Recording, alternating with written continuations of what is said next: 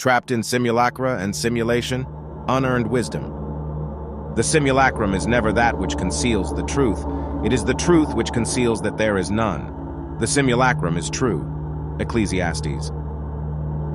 In Simulacra and Simulation, Baudrillard produces a theory about cultural materialism. What is the simulacra?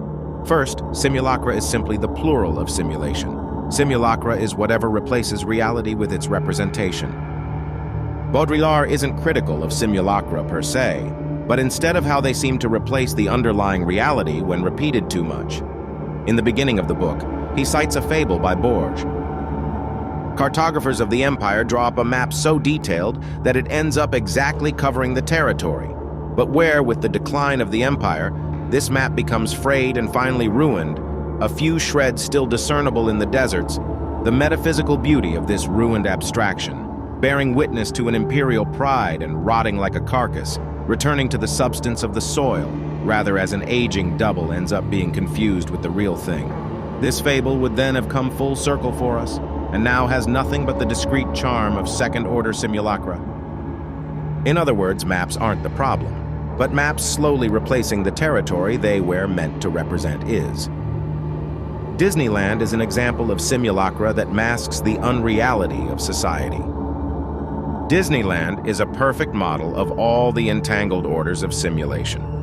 To begin with, it is a play of illusions and phantasms, pirates, the frontier, future world, etc.